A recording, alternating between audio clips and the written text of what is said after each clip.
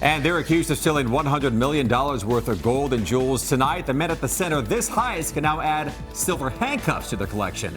The News at 5 starts right now. This is NBC4 News at 5. Our top story tonight, what has been called the largest jewelry heist in U.S. history. $100 million in gold and jewels stolen from a Brinks truck in Lebec. And tonight, charges are filed in that case. Good evening once again, everybody. I'm Michael Brownlee. And I'm Annabelle Sedano. Colleen Williams is off. Now, this happened 3 years ago at a truck stop. These accused thieves may have targeted other places in our area. Investigative reporter Eric Leonard has followed the case since 2022 and has those details. Eric. Hi there. Well, the haul from this theft is staggering. At least $100 million in jewels and other valuables stolen right out from under the drivers and guards after they pulled off the 5 freeway north of L.A. while transporting this high-dollar cargo that, by the way, was headed to a jewelry show in Pasadena.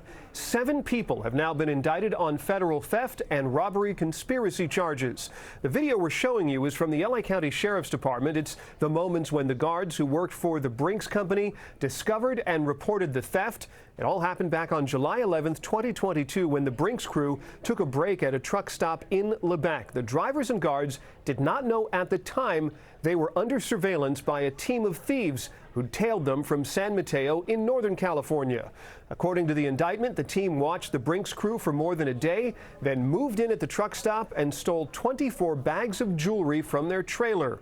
New federal court documents don't say what happened to the jewels next, other than that they wound up somewhere in East Hollywood. Now, the criminal case also accuses this group of orchestrating a number of other cargo thefts around Southern California before the jewel heist, allegedly stealing Samsung mobile phones and Apple products. If these 7 men are convicted on all counts, they could face decades in prison. Federal prosecutors say, by the way, they've asked for all of these men to be held in jail without bail. Back to you guys in the studio. All right, Eric, appreciate it. Breaking news video here capturing a confrontation between Border Patrol agents and a crowd here in Pico Rivera. This all happened in a parking lot outside of a Walmart just this morning. Now, NBC4 obtained this video from a man who says he witnessed the confrontation. Now, we've muted the video because of profanity. You can see federal agents here in masks trying to detain a man wearing a Walmart uniform.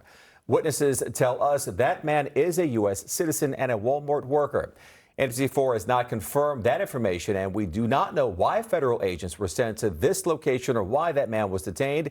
We reached out to Walmart and the Department of Homeland Security. Walmart referred us back to law enforcement officials. So far, no response. The mayor of Pico Rivera is also supposed to address the media in a minute now.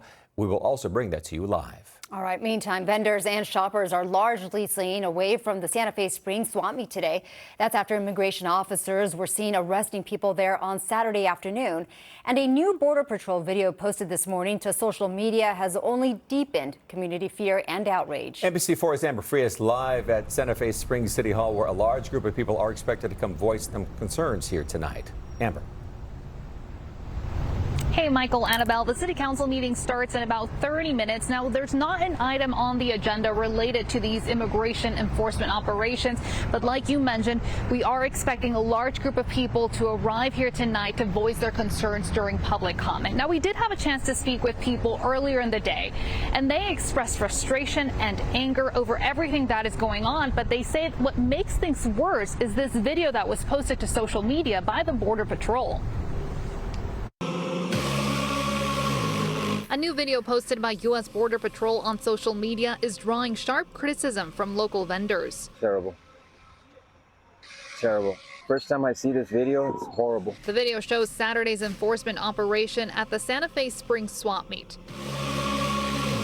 For Henry Santiago, a longtime vendor at the swap meet, the video feels like an insult. They're making fun of us. Witnesses say federal agents entered the swap meet Saturday afternoon without warning. According to a statement by the swap meet, operators did not receive notice of the operation nor gave agents consent to enter. Se metieron como unos 40 soldados. This swap meet vendor recalls seeing around 40 agents moving in. DHS says they arrested 2 people who were under removal proceedings. Now, just 3 days later, the normally busy market is nearly empty. Every single spot here, you see, these are 1 spot, 2 spot, 3 spots. Every single spot is full. In this parking lot here, it gets full to capacity. Only a few vendors have returned, and with fewer customers, business has come to a halt. This is my only income. If I don't came to work, unexpected someone goes to my house, then give me some money. Vendors now stuck in a painful reality, afraid to be here, but unable to afford staying away, even as sales are drying up. Terrible, terrible. These are hardworking people that don't harm anybody. And we reached out to the Santa Fe Springs swap meet to ask them what they thought about this video, but we have not heard back yet. We also reached out to Border Patrol to learn more about how this video was put together and what they're looking to achieve with it, but have not received a response from them either. That is my report live from Santa Fe Springs. Amber Frias, NBC4 News. Amber, thank you for that. Meantime, local and federal prosecutors are announcing 50 new criminal charges linked to the recent immigration protests. That includes throwing bricks and lit fireworks at law enforcement, illegally carrying guns, vandalism, and looting. Prosecutors expect more charges to be filed as they process more arrests and dig through that video. The U.S. Attorney's Office is also looking into organizations and nonprofits accused of helping organize the violence. And as the DA goes after violent people, some protesters are suing local law enforcement for what they say was excessive use of force during those protests. And that includes one man who claims LA County Sheriff's deputies deployed a flashbang that led to his fingers being amputated. NBC4's Alex Rosier joins us live from downtown LA with more on this lawsuit and reaction from law enforcement. Alex. Annabelle, there have now been a few use of force lawsuits filed against law enforcement agencies over the past few days. But today we are also hearing from police leadership about all the officers faced as protests turned violent. I'm here for every single immigrant. Sergio Espejo said he was peacefully protesting Saturday downtown Los Angeles when the protests suddenly turned violent. Next thing you know, I get hit, I think, by a less lethal grenade, and my finger gets completely blown off. Sergio said he was injured by a LA County Sheriff's deputy. Now his attorney is suing the department. People are being encouraged to protest, to peacefully protest, but again, they're going out on the street, and that peace is being met with extreme force. Sergio's suit is the latest filed against law enforcement agencies for their response to the protests. On Monday, the Los Angeles Press Club sued LAPD for using excessive force against journalists reporting on scene. And separately, 25-year-old Marshall Woodruff suffered an eye injury after he says a LAPD officer hit him with a rubber bullet. It sort of felt like I got slammed into the side of the head with a baseball, thrown by the world's greatest pitcher. LAPD Chief Jim McDonnell said his department will investigate every complaint they receive. But the chief pointed out several challenges police faced. He said 12 officers were injured, and he called the violence directed at officers unprecedented. The things that they were hit with, Molotov cocktails, commercial-grade fireworks. We had rocks, bottles, pieces of brick. We saw people out there with hammers breaking down cement bollards. Chief McDonnell said when the officers use force, their policy is not to shoot at the head, neck, or vital organs. But when you look at how these things play out and as dynamic as they are, you've got the officers moving, you've got the people in the environment moving, and so to be able to ensure that every time there is a projectile discharged, that it hits where it was intended to go is probably unrealistic. From your seat right now, how would you assess the department's performance?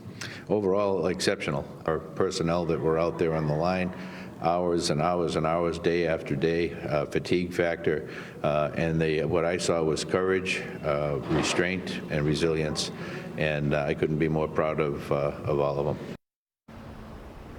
So LAPD says that they will look into every use of force complaint. Separately, I asked the Sheriff's Department about Sergio's lawsuit that led to his amputated finger, and they sent me a statement within the hour, said that they haven't been officially served with the lawsuit, but they added that we do not use less lethal tools indiscriminately, only when de-escalation measures have been exhausted or people or deputies have been attacked. They too have launched a use of force investigation.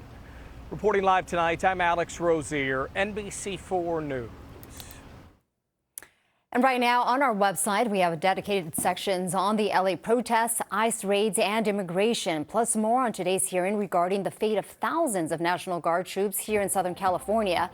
And you can always find our videos online with our username at NBCLA. All right, we have some breaking news overseas to tell you about. U.S. officials are responding after word that Iran is reportedly prepared to strike U.S. bases in the Middle East.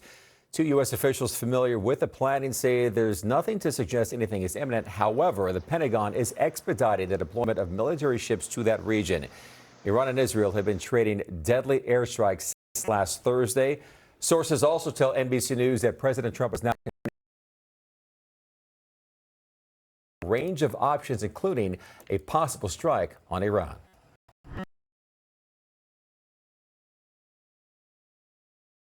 Should they be masked or not? Two California lawmakers are looking to prohibit officers